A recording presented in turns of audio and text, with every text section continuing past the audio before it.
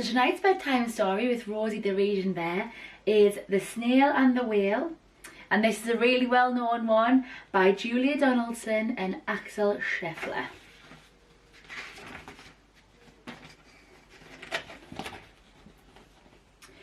This is a tale of a tiny snail and a great big grey-blue humpback whale. This is a rock as black as soot, and this is a snail with an itchy foot. The sea snail slithered all over the rock and gazed at the sea and the ships in the dock.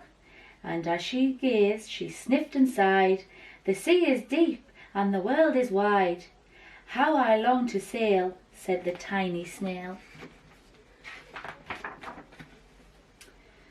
These are the other snails in the flock, who all stuck tight to the smooth black rock, and said to the snail with the itchy foot, "Be quiet, don't wriggle, sit still, stay put."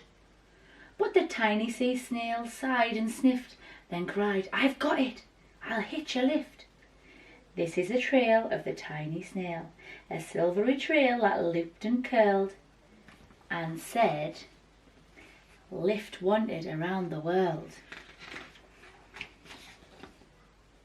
This is the whale who came one night when the tide was high and the stars were bright.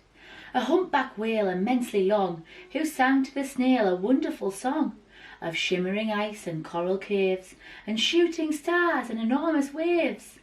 And this is the tale of the humpback whale. He held it out of the starlit sea and said to the snail, "Come with me." This is the sea so wild and free that carried the whale and the snail on his tail to towering icebergs of far-off lands, with fiery mountains and golden sands. These are the waves that arched and crashed, that foamed and frolicked and sprayed and splashed the tiny snail on the tail of a whale. These are the caves beneath the waves, where stripy fish with feathery fins and sharks with hideous toothy grins swam round the whale and the snail on his tail. This is the sky so vast and high, sometimes sunny and blue and warm, sometimes filled with a thunderstorm, with zigzag lightning flashing and frightening the tiny snail on the tail of a whale. And she gazed at the sky, the sea, the land, the waves and the caves and the golden sand.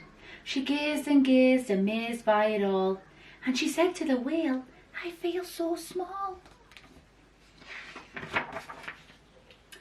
But then came the day the whale lost his way.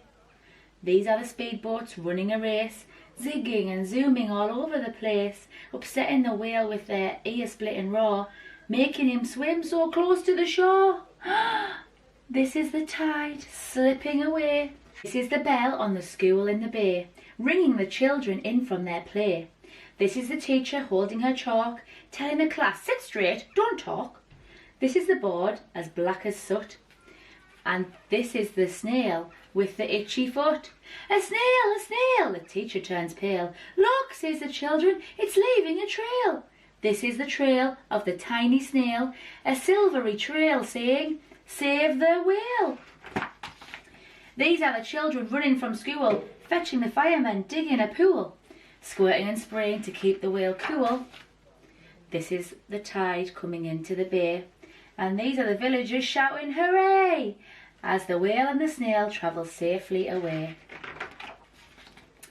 Back to the dock and the flock on the rock, who said, "How time's flown, and haven't you grown?" And the whale and the snail told their wonderful tale of shimmering ice and coral caves, and shooting stars and enormous waves, and of how the snail, so small and frail, with her loopy curling silvery trail, saved the life of the humpback whale. Then the humpback whale held out his tail, and on crawled snail after snail after snail. And they sang to the sea as they all set sail on the tail of the grey-blue humpback whale. The end.